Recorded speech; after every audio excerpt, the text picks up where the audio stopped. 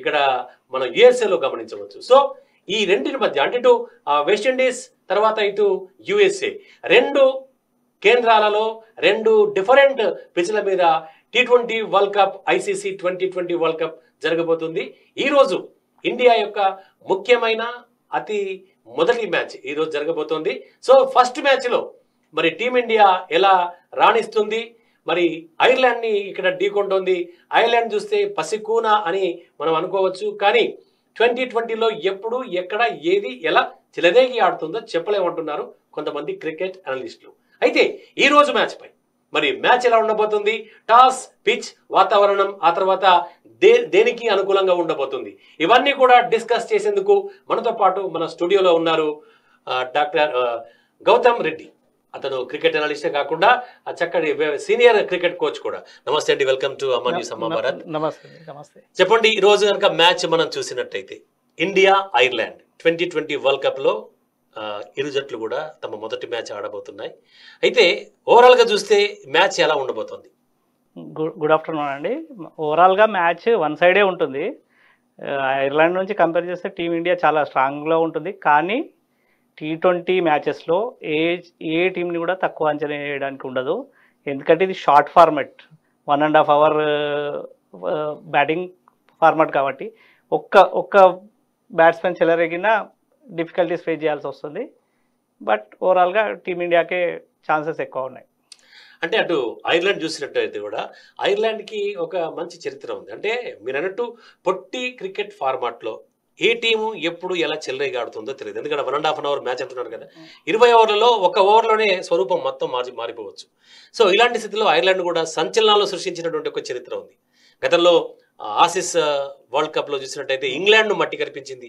Recent గా పాకిస్తాన్ తో కూడా ఐర్లాండ్ మ్యాచ్ గెలిచింది. సో ఐర్లాండ్ లో అంటే అంత ఉంది కాబట్టి, అంటే ఇప్పుడు మ్యాచ్ అంటే సాధారణంగా 2020 ఫార్మాట్ లో దేన్ని ఎక్కువగా మనం చూసే అవకాశం ఉంటుంది, ఇటు బ్యాటింగా అటు బౌలింగా? యాక్చువల్లీ T20 అంటే బ్యాట్స్మెన్ ఫేవర్లోనే ఉంటుంది. కాకపోతే మ్యాచెస్ గెలవాలంటే బౌలర్స్ ఇంపార్టెంట్ రోల్ ఉంటుంది. ఇప్పుడు ఐర్లాండ్లో చూస్తాం, వాళ్ళు ఇంగ్లాండ్ కండిషన్స్కి దగ్గర ఉంటారు, యూరోప్ కండిషన్లు. వాళ్ళకి ఏంటంటే కొంచెం స్వింగ్ మూమెంట్ ఉంటే వాళ్ళు ఆడగలుగుతారు. ఆ టీంలో కొంచెం టెరిఫిక్ ప్లేయర్స్ ఉన్నారు. బర్మింగ్ అని, స్టెర్లింగ్, టెక్కర్, కాంపర్, ఇలాంటి ప్లేయర్స్ ఉన్నారు. వీళ్ళని కొంచెం కంటెంట్ చేస్తూ ఉంటే ఇండియా గెలవడం చాలా ఈజీగా ఉంటుంది. ఇక చూస్తే అంటే బ్యాటింగ్ అనేటటువంటిది ఇప్పుడు సాధారణంగా 2020 క్రికెట్ పొట్టి ఫార్మాట్ అంటే ఎక్కువగా చెప్పేది బ్యాటింగ్. అంటే సాధారణంగా మనం చూస్తున్నాం ప్లేయర్ ఆఫ్ ది మ్యాచెస్ ఎక్కడ చూసినా కూడా బ్యాట్స్మెన్కి ఎక్కువగా ఫేవర్లో వెళ్తుంటాయి. ఎందుకంటే 2020 అనేటటువంటిది పొట్టి ఫార్మాట్ అంటే it is a purely batting game. కానీ అప్పుడప్పుడు వింతగా పిచ్లు కూడా బౌన్స్ అవుతుంటాయి. సో బౌలర్లకి సహకరిస్తుంటాయి. ఒక్కొక్కసారి బౌలర్లు కూడా man of the match awards తీసుకున్న సందర్భాలు ఇటు ఐపీఎల్లో కావచ్చు, లేదంటే 2020 సిరీస్లో కావచ్చు, లేదంటే ఇలాంటి వరల్డ్ కప్ మ్యాచ్లో కావచ్చు. సో ఇవన్నీ కూడా బేస్ చేసుకుంటే ఈరోజు జరిగే మ్యాచ్లో సో ఏది పై చేయిగా ఉండబోవచ్చు, ఇటు బౌలింగ్గా అంటే ఇరు జట్ల విషయంలో, ఇటు ఐర్లాండ్ కానీ టీమిండియా కానీ రెండు జట్ల విషయంలో ఏది ఎక్కువగా పై చేయి సాధించవచ్చు, బాలా బ్యాటా? నేను అనుకుంటున్నాను ఇప్పుడు జరగబోయే మ్యాచ్ న్యూయార్క్లో ఇవన్నీ డ్రాప్-ఇన్ పిచ్లు ఆస్ట్రేలియా నుంచి తెప్పించారు కాబట్టి న్యూ బాల్తోనే ఆడడం చాలా కష్టంగా ఉంటుంది. ఫేస్ ఉంటుంది, బౌన్స్ ఉంటుంది, సీమ్ అవుతూ ఉంటుంది. న్యూ బాల్తో కొంచెం ఓపికగా ఫేస్ చేస్తే మళ్ళీ బాల్ పాతగైనాక బ్యాట్కి వస్తుంది, బాల్ హై స్కోరింగ్ అవుతుంది. ఇండియా బౌలింగ్ చాలా స్ట్రాంగ్ ఉంది, బ్యాటింగ్ అయితే ఎక్స్ట్రాడినరీ వరల్డ్ క్లాస్ ప్లేయర్స్ అందరు ఉన్నారు. కంపేర్ చేస్తుంటే ఐర్లాండ్ కన్నా చాలా స్ట్రాంగ్ టీము. కానీ ఇంతకుముందు చెప్పుకున్నట్టు మనం T20 ఫార్మాట్లో ఏ టీంని తక్కువ అంచనా వేయడానికి లేదు. ఈ వరల్డ్ కప్లో పిచ్చెస్ ఇంపార్టెంట్ రోల్ ప్లే చేస్తాయి. మళ్ళీ బౌలర్స్ అప్పర్ హ్యాండ్ అవుతుందని నేను అనుకుంటున్నాను. బౌలర్స్ అంటే అది ఏదంటే ప్రధానంగా మీరు అన్నట్టు ఇప్పుడు పిచ్ పైన కొంత గ్రాస్ కూడా ఉంటున్నట్టుగా తెలుస్తుంది. ఎందుకంటే డ్రాప్ ఇన్ పిచ్ ఏదైతే మీరు అన్నారో వాటర్ కంటెంట్ కూడా తక్కువగా ఉంటుందని, అంటే నార్మల్గా ఉంటుందని. తర్వాత పిచ్ పైన కొంత ఉన్నటువంటి గ్రాస్ వల్ల కొత్త పద్ధతి అంటే పేసర్స్ ఇటు టీమిండియా కానీ లేదా ఐర్లాండ్ కానీ పేసర్స్ బౌలింగ్ చేసినప్పుడు విపరీతమైనటువంటి ఒక బౌన్స్ వచ్చే అవకాశం ఉంటుంది. మనం గత మ్యాచ్లో చూసాం శ్రీలంక దక్షిణాఫ్రికా మ్యాచ్ కనుక చూసినట్టయితే విపరీతమైన బౌన్స్ వల్ల అంటే 77 రన్ల స్కోర్ టార్గెట్ను కూడా దక్షిణాఫ్రికాకి అంత మంచి మంచి బ్యాట్స్మెన్ ఉన్నటువంటి దక్షిణాఫ్రికా కూడా దాదాపు 16 ఓవర్ల పాటు 4 వికెట్లు కోల్పోయి ఆడిందంటే కేవలం పిచ్చుపై మీరు అన్నట్టు డ్రాప్ ఇన్ పిచ్ కారణమా, లేదంటే పిచ్ పైన ఉన్న గ్రాస్ కారణమా, లేదంటే ఈ బౌలర్ల యొక్క ఏదైతే అంటే నాణ్యమైన బౌలర్ యొక్క లైన్ అండ్ లెంత్లో బౌలింగ్ వేయడం కారణమా? యాక్చువల్లీ డ్రాప్ ఇన్ పిచ్లతో ప్రాబ్లం ఏముంటుందంటే డ్రాప్ ఇన్ పిచ్కి గ్రాస్ ఉంటేనే అది మూవ్ కాగలుగుతుంది. నార్మల్ పిచ్లలో వాటర్ కొడుతూ ఉంటారు, గ్రాస్ని జీరో కట్ కూడా చేస్తారు. డ్రాప్ ఇన్ పిచ్లో అలా ఉండదు. కంపల్సరీ కొంచెం గ్రాస్ ఉంటేనే ముందు మ్యాచెస్ జరుగుతున్న కొద్దీ అది ఉంటుంది, లేకుంటే కొలాప్స్ అయ్యే ఛాన్సెస్ ఉంటాయి. కాబట్టి దాన్ని మెయింటైన్ చేయాలంటే గ్రాస్ కంపల్సరీ ఉంటుంది. అందుకే న్యూ బాల్తోని బౌలర్స్కి చాలా అడ్వాంటేజ్ ఉంటుంది. ఎట్ ద సేమ్ టైం మళ్ళీ మిడిల్ ఓవర్లో స్పిన్నర్స్ కూడా అడ్వాంటేజ్ ఉంటుంది. అంటే టర్న్ అవుతుంది, బాల్ టర్న్ అవుతుంది. సో అంటే వాళ్ళు ఆ టర్న్ రాబట్టుకొని వికెట్ తీసే అవకాశం ఉంటుంది. అంటే ఇప్పుడు జరిగినటువంటి మ్యాచ్లో కనుక మనం అక్కడ జరిగిన మ్యాచ్లు కనుక చూసినట్టయితే సౌత్ ఆఫ్రికా తర్వాత శ్రీలంక ఈ రెండు జట్లు కూడా దాదాపు 170 వరకు స్కోర్ చేశాయి. అంటే 16 ఓవర్లలో చూస్తే ఇది టార్గెట్ చేసింది. ఇటు చూస్తే టీమిండియా అదే పిచ్లో అదే గ్రౌండ్లో అంటే ఏదైతే నసావ్ గ్రౌండ్లో న్యూయార్క్లో 180 పైగా పరుగులు సాధించింది. మరి దీని ఎలా చూడాలి? అవును, ప్రాక్టీస్ మ్యాచ్లో టీమిండియా 180+ స్కోర్ కొట్టింది, కంఫర్టబుల్గా బంగ్లాదేశ్ని బీట్ చేసింది. కాకపోతే మెయిన్ మ్యాచెస్కి వచ్చేసరికి ప్రెషర్ ఉంటుంది. నార్మల్ ప్రాక్టీస్ మ్యాచ్లో ఆ ప్రెషర్లు కూడా ఫ్రీగా ఆడతారు. ఎప్పుడైతే మెయిన్ మ్యాచెస్కి వచ్చిందో ప్రెషర్ ఎక్కువ ఉంటుంది, especially Indian ప్లేయర్స్కి. Lot of peoples expected higher performance, అందుకే ప్రెషర్ ఉంటుంది.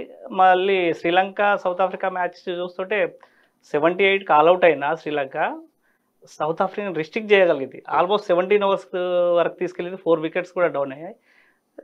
ఈ వరల్డ్ కప్లో బ్యాటింగ్ చేయడం అంత ఈజీ కాదని నాకు అనిపిస్తుంది. అంటే నేను అనుకుంటున్నా, నా ఉద్దేశ ప్రకారంగా మొదటి 6 ఓవర్లు ఏదైతే పవర్ ప్లే ఉంటుందో పవర్ ప్లేలో కొత్త బంతి అంటే ఆ 6 ఓవర్లలో కనీసం ఒక 4-5 రన్ రేటుతో పరుగులు సాధించి వికెట్ కోల్పోకుండా అంటే ఈ స్కోర్ సాధించాలా ఎక్కువ. అంటే ఇంతకుముందు గత ఐపీఎల్ ఆడింది కాబట్టి ఐపీఎల్లో ఫస్ట్ బాల్ నుంచి దూకుడుగా ఆట ప్రారంభించింది అన్ని టీంలు కూడా.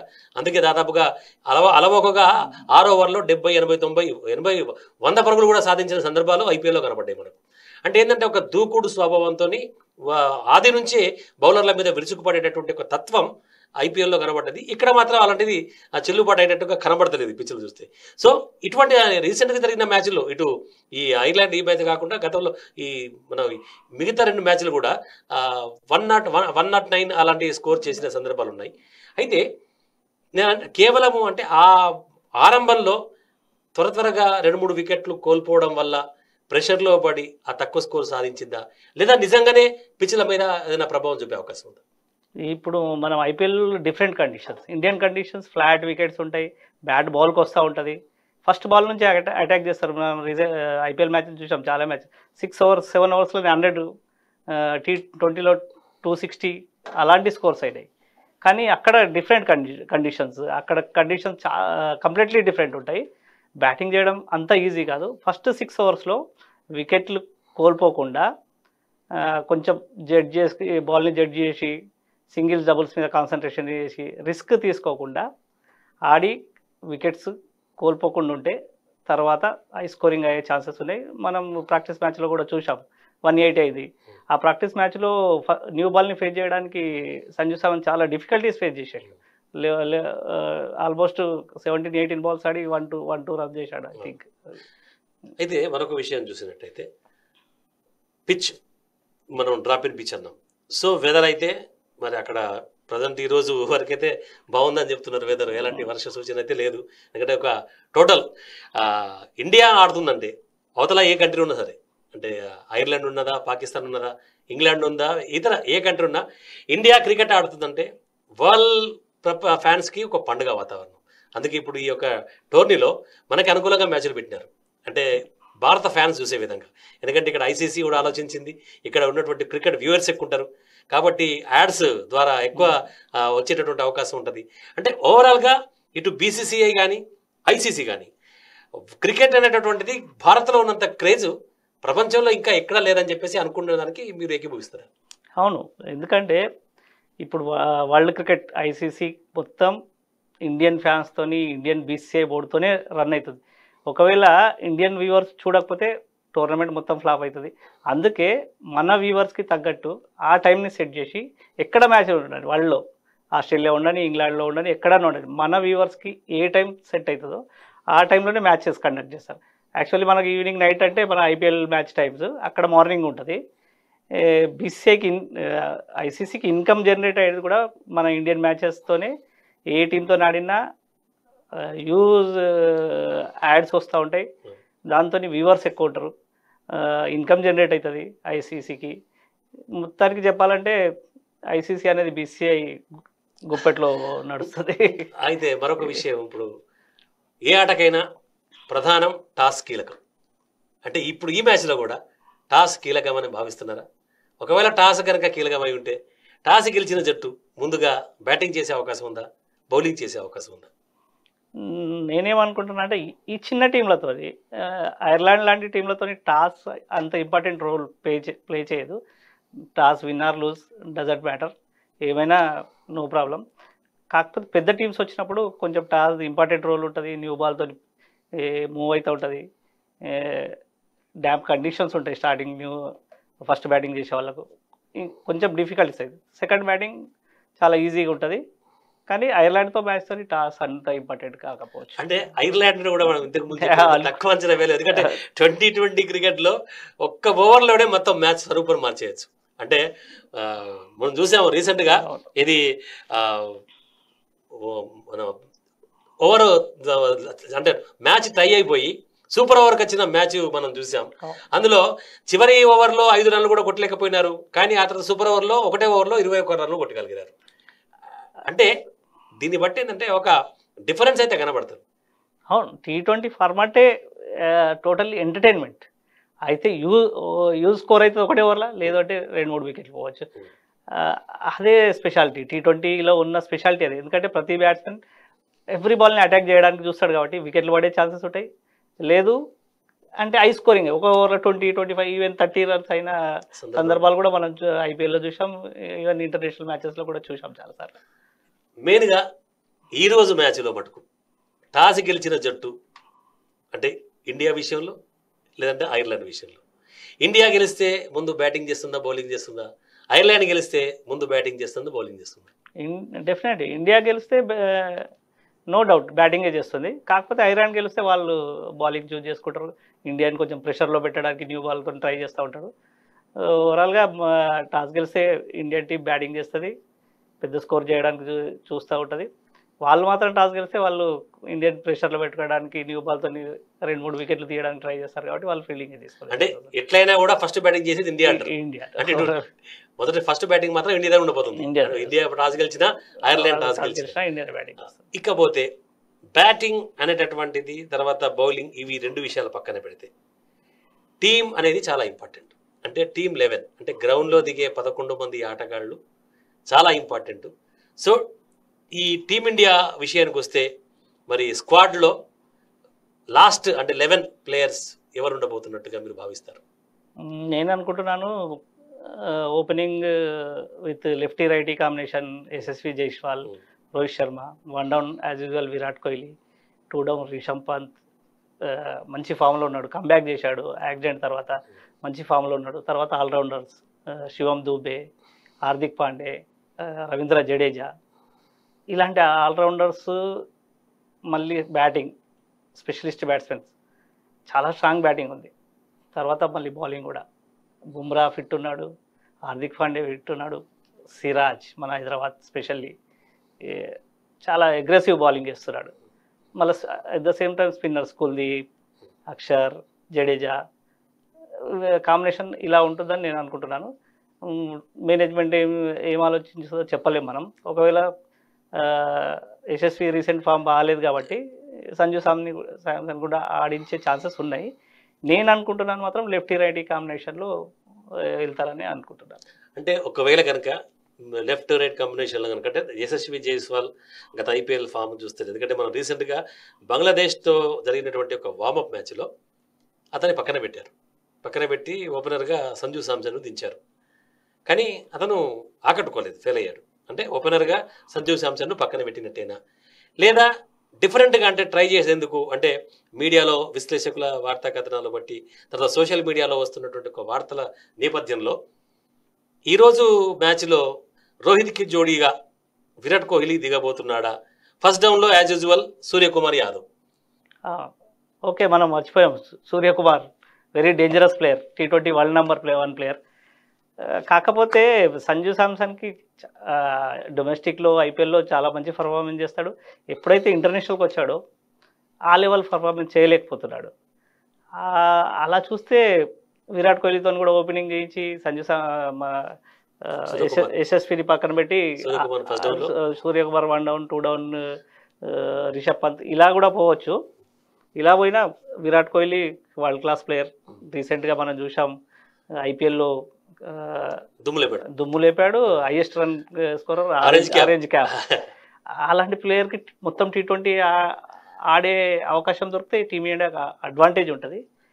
అంతేకాకుండా T20లో హైయెస్ట్ స్కోరర్ ఇండివిజువల్గా highest score, no doubt world class player, very experience. Single హ్యాండ్గా మ్యాచెస్ తీయగలుగుతాం. మనం లాస్ట్ వరల్డ్ కప్లో చూసాం పాకిస్తాన్తో. అసలు మనకు 1 or 2% ఛాన్సెస్ ఉండే లాస్ట్ 3 ఓవర్స్లో గెలుసు. అలాంటి మ్యాచ్ని ఓవరాల్గా ఇండియా సైడ్ చేయడం మనం అద్భుతమైన 2-3 సిక్స్లు చూసాం. అన్బిలీవబుల్, నార్మల్ ప్లేయర్స్ ఎవరు ఆడలేరు అలాంటి సిక్సెస్ కూడా చూసాం. మ్యాచ్ని టర్న్ చేయగల కెపాసిటీ ఉంది కోహ్లీ దగ్గర. సాధారణంగా అంటే టీమిండియాలో అంటే సాధారణంగా ఏ ప్లేయర్కైనా మ్యాచ్లో దిగిన తర్వాత ఒక రకమైన ఒత్తిడి అనేటటువంటిది ఖచ్చితంగా ఉంటుంది. అది ఏ ప్లేయర్ అయినా, అంటే మీరు అన్నట్టు విరాట్ కోహ్లీ కావచ్చు, రోహిత్ శర్మ కావచ్చు, వరల్డ్ క్లాస్ ప్లేయర్ కూడా కావచ్చు. కొంత అంటే అంతా కాకుండా కొంత అయితే ఒత్తిడి అయితే ఉంటుంది. అంటే ఈ ఒత్తిడి ఎప్పుడు ఉండొచ్చు? ఇండియా పాకిస్తాన్ మ్యాచ్ అయితే బాగా ఎక్కువగా ఉండే అవకాశం ఉంటుంది. అది కామన్. మన కంట్రీ ఎప్పుడు వాళ్ళకి మనకి టఫ్ ఫైట్ ఉంటుంది. అందులో ఆ మ్యాచ్లో ఎలా ఉంటుంది అంటే ఎవరైతే కూల్ మైండ్తో ఆడతారు, మన ఇండియన్స్ ఈ మధ్య చూస్తున్నాం చాలా కూల్గా. విరాట్ కోహ్లీని చూస్తున్నాం, highest standard fitness level maintain చేస్తున్నాడు. At the same time mentally కూడా చాలా ఫిట్ ఉన్నారు ఇండియన్. పాకిస్తాన్ వాళ్ళతో కంపేర్ చేస్తే ప్రెషర్ని హ్యాండిల్ చేయగలుగుతారు ఈజీగా. ఇంకా ఈ రోజు మ్యాచ్లో వికెట్ కీపర్గా మరి పంత్ ఉండబోతున్నాడా, సంజు శాంసన్ ఉండబోతున్నాడా? రిషబ్ పంత్ మనం ఐపీఎల్లో చూసాము, కంబ్యాక్ అయిన తర్వాత యాక్సిడెంట్ నుంచి మంచి వికెట్ కీపింగ్ చేస్తున్నాడు, బ్యాటింగ్ చాలా బాగా చేస్తాడు. మొన్న ప్రాక్టీస్ మ్యాచ్లో కూడా చూసాం యూజ్ సిక్సెస్, 190 సిక్సెస్ కొట్టారు, అది స్పెషాలిటీ. అలాంటి ప్లేయర్ని పక్కన పెడతారని నేనైతే అనుకోవట్లేదు.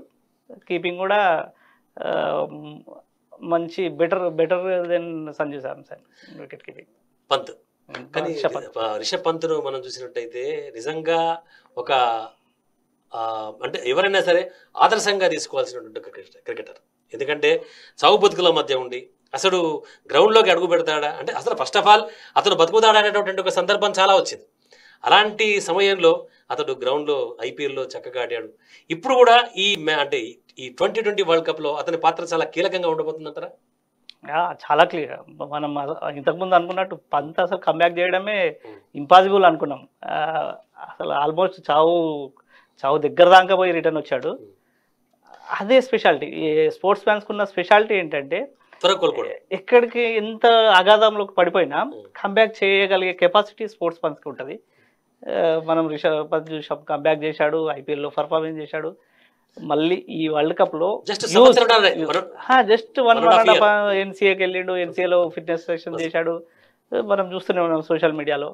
అలా కంబ్యాక్ చేసి టీమిండియాకి మళ్ళీ సెలెక్ట్ అయ్యి ఈ వరల్డ్ కప్లో ఇంపాక్ట్ ప్లేయర్ అవుతారు, డిఫరెంట్ రోల్ ప్లే చేస్తారు. అంటే సాధారణంగా ఏ ప్లేయర్లోనైనా అంటే ఈ క్రికెట్ అనే కాదు ఏ రంగమైనా సరే కొంత దూరం అయితే అంటే ఆ రంగానికి కొంత దూరం అయితే తిరిగి అందులో అడుగు పెట్టడానికి ఒక జీల్ అనేది ఎక్కువ ఉంటుంది. కసి ఎక్కువ ఉంటుంది కానీ కంబ్యాక్ చేయడం అంత ఈజీ కాదు. నార్మల్గా రెగ్యులర్ మూమెంటంలో ఉన్నప్పుడు అది ఈజీ, రెగ్యులర్ నడుస్తూ ఉంటుంది. ఒకసారి గ్యాప్ వచ్చి బ్రేక్ అయిందనుకో, ఆ బ్రేక్ నుంచి కంబ్యాక్ చేయడం చాలా కష్టం. చాలా హార్డ్ వర్క్తో కూడుకున్న పని, చాలా కష్టం. రిషబ్ పంత్ చూసాం, చాలా హార్డ్ వర్క్ చేసి కమ్బ్యాక్ చేశాడు. యాట్సప్ టు రిషబ్ పంత్. అయితే ఈవేళ మ్యాచ్లో ఇప్పుడు మనం ఐర్లాండ్ జట్టును చూసాం, అది సంచలనాలు సృష్టించింది. తర్వాత అందులో కూడా మంచి నాణ్యమైన బౌలర్స్ ఉన్నారు. తర్వాత బ్యాటింగ్ విషయంలో కూడా టఫ్గానే ఉంది. అంటే సరే, టీమిండియాతో జరిగిన మన 7 మ్యాచ్లు అంటే ఇప్పటి వరకు చూస్తే టీమిండియాదే పైచేయి ఉంది. అంటే ఇటు ఐర్లాండ్ టీమిండియా జట్ల మధ్య జరిగిన మ్యాచ్లు చూస్తే 7కి 7 టీమిండియా గెలిచింది. అంటే ఒక రకంగా టీమిండియా హాట్ ఫేవరెట్. టీమిండియా కేవలం ఈ అటు ఓవరాల్గా వరల్డ్ కప్ మొత్తానికి టీమిండియా హాట్ ఫేవరెట్ అని భావిస్తున్నారా? ఎల్లప్పుడూ టీమిండియా హాట్ ఫేవరెటే ఉంటుంది. అలాంటి ప్లేయర్స్ ఉన్నారు, స్ట్రాంగ్ టీం. మన దగ్గర ఇన్ఫ్రాస్ట్రక్చర్ చాలా డెవలప్ అయింది. Australian, New Zealand, England, south African కండిషన్స్లో కూడా ఈజీగా ఆడగలుగుతున్నాం మనం ఎర్లీ 90స్లో అప్పుడు చూస్తుంటే మన వాళ్ళు అక్కడ పోయినప్పుడు స్ట్రగుల్ చేసేవారు, ఆడలేకపోయారు. ఇప్పుడు మన దగ్గర ఇన్ఫ్రాస్ట్రక్చర్ డెవలప్ అయింది, ప్లేయర్స్ కూడా ఆ లెవెల్ ఫిట్నెస్ లెవెల్స్ ఇంప్రూవ్ అయినాయి ఐపీఎల్ వల్ల. మనం చూస్తున్నాం విరాట్ కోహ్లీ అందట్లో ఒక 2-3 స్టెప్స్ ముందర ఉంటాడు ఫిట్నెస్లో. మన రీసెంట్గా మనం ఐపీఎల్లో చూసాం, ఒక రన్అట్ చూసాం. నార్మల్ ప్లేయర్ అయితే ఆ రన్అట్ చేయలేకపోతుండే, వితిన్ 1 సెకండ్లో పికప్ చేసి త్రో చేశాడు.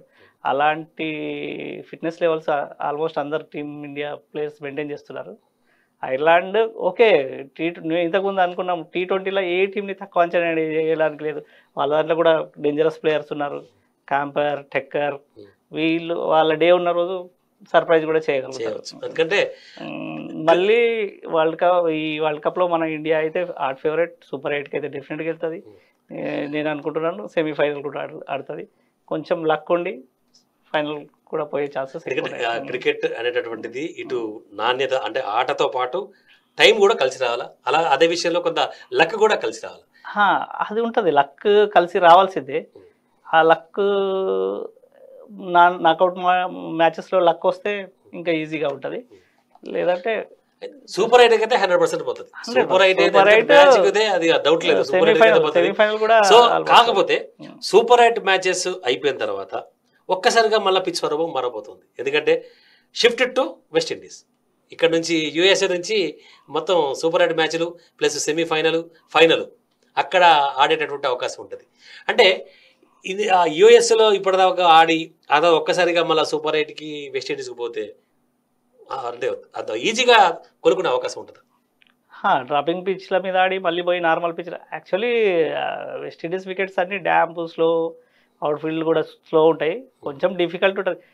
నేను అనుకుంటున్నా ఈ వరల్డ్ కప్ మనం చూస్తున్నట్టుగా 180లు, 200లు, 200+ స్కోర్ కాకపోవచ్చు. లో స్కోరింగ్ మ్యాచెస్ ఉన్న మ్యాచెస్ మాత్రం చాలా ఇంపార్టెంట్, ఇంట్రెస్టింగ్గా ఉంటాయి. అంటే ఒక 150 స్కోర్ చేసినా కూడా డిఫెండ్ చేసుకునే అవకాశం ఉంటుంది అంటారు.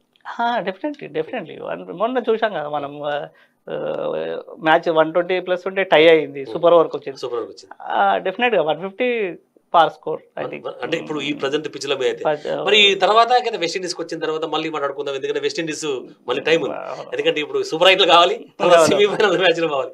అయితే ఈ రోజు టీమిండియాలో కీ ప్లేయర్ అంటే సింగిల్ హ్యాండ్గా మ్యాచ్ స్వరూపాన్ని తిప్పేసి భారత్కి విజయాన్ని అవలీలగా అందించే ప్లేయర్ మీరు ఎవరైనా భావిస్తున్నారు? ఒక్కరని చెప్పలేము. రోహిత్ శర్మ, విరాట్ కోహ్లీ, సూర్యకుమార్, అంటే ఒక్కొక్కరికి ఒక్కొక్కరు ఉంటారు. అంటే ఇప్పుడు నాకంటూ ఒక ఫేవరెట్ ఉన్నాడు. ఇప్పుడు అంటే క్రికెట్ అంటే భారత ప్రేమికుల్లో క్రికెట్ ఆరాధిస్తారు, ఎందుకంటే చాలా మంది ప్రేమిస్తారు, కానీ ఇక్కడ మాత్రం ఆరాధిస్తారు క్రికెటర్లను. సో క్రికెట్ గాడ్స్ అంటారు, సచిన్ టెండూల్కర్ ఎగ్జాంపుల్. అంటే సో మీకు ఈరోజు మ్యాచ్లో కనుక చూస్తే ఫేవరెట్ ప్లేయర్ అంటే ఇతను నేను ప్రేమించే, అభిమానించే, ఆరాధించే క్రికెట్ అనే మీరు ఎవరిని భావిస్తున్నారు? నేను విరాట్ కోహ్లీ ఎందుకంటే విరాట్ కోహ్లీ తన ఫిట్నెస్, మ్యాచ్ని సింగిల్ హ్యాండెడ్గా ఎనీ టైం ఏ పొజిషన్ల నుంచి అన్నా మ్యాచ్ని లాగేసే కెపాసిటీ ఉన్న ప్లేయర్ డెఫినెట్లీ విరాట్ కోహ్లీ. చాలా మంది ఉన్నారు కానీ నా ఫేవరెట్ విరాట్ కోహ్లీ. అయితే ఈరోజు మ్యాచ్లో జైస్వాల్ అనేటటువంటి వ్యక్తి ఓపెనింగ్ చేయబోతులేడని మీరు అంటారు? చేసే అవకాశాలు ఉన్నాయి. కానీ టీమ్ మేనేజ్మెంట్ ద్రావిడ్ అలాగనకైతే ఇప్పుడు శాంసంగ్ విషయంలో కానీ సూర్యకుమార్ విషయంలో కానీ అంటే అప్పుడు ఫస్ట్ డౌన్ లో విరాట్ కోహ్లీ వస్తాడు, మరి శాంసంగ్ బెంచ్ కి పరిమితం కావాల్సిందే. శాంసంగ్ బెంచ్ పరిమితం కావాల్సి వస్తుంది. విరాట్ కోహ్లీ అది పర్మనెంట్ ప్లేస్ 1 డౌన్ అదే ఆడతాడు. టీమిండియాకు ద్రావిడ్ లాంటి ఎక్స్పీరియన్స్ కోచ్ డిఫరెంట్గా థింక్ చేసి విరాట్ కోహ్లీని ఓపెనింగ్ ఆడిపిస్తే మిడిల్ ఆర్డర్లో శాంసంగ్ కూడా ఛాన్స్ వచ్చే అవకాశాలు ఉన్నాయి. చివరిగా ఈ రోజు మీరు అన్నట్టు అటు ఐర్లాండ్ గెలిచిన ఫస్ట్ బ్యాటింగ్ ఇండియా అంటున్నారు, ఇండియా టాస్ గెలిచిన ఫస్ట్ బ్యాటింగ్ ఇండియా అంటున్నారు. సో ఇండియా కనుక ఫస్ట్ బ్యాటింగ్ చేస్తే ఎంత స్కోర్ చేయొచ్చు అంటారు? 180+ అయ్యే ఛాన్సెస్ ఉన్నాయి. 180 ఫస్ట్ 6 ఓవర్స్లో వికెట్ లాస్ కాకపోతే ఈజీగా 180+ చేస్తారు. మొన్న బంగ్లాదేశ్ ప్రాక్టీస్ మ్యాచ్లో కూడా చూసాము. మిడిల్లో వచ్చి రిషబ్ పంత్, లాస్ట్లో హార్దిక్ పాండే, అలాంటి డేంజరస్ ప్లేయర్స్ ఉన్నారు కాబట్టి వికెట్లు చేతిలో ఉంటే 180 ఈజీగా కొట్టుకోవచ్చు. ఓకే అండి, థ్యాంక్ యూ వెరీ మచ్ మా స్టూడియోకి వచ్చి మాతో పాటు విశ్లేషణ చేసినందుకు. Thank ఇది you. ఈరోజు special live analysis cricket match గురించి 2020 వరల్డ్ కప్ లో టీమిండియా ఐర్లాండ్ మధ్య జరిగేటటువంటి మ్యాచ్ లో మరి మ్యాచ్ ఎలా ఉండబోతోంది, అలాగే ఎవరు గెలుస్తారు, ఎవరు ఏ విధంగా రాణిస్తారు అన్న దానిపై పూర్తి స్థాయిలో మనకు సందేహాలు నివృత్తి చేశారు. క్రికెట్ అనాలిసిస్ గురించి చెప్పారు. ఓవరాల్ గా చూస్తే మటుకు మ్యాచ్ అయితే రసవత్తరంగా సాగే అవకాశం ఉందన్నట్టుగా మన గెస్ట్ చెప్తున్నారు. ఇది ఈరోజు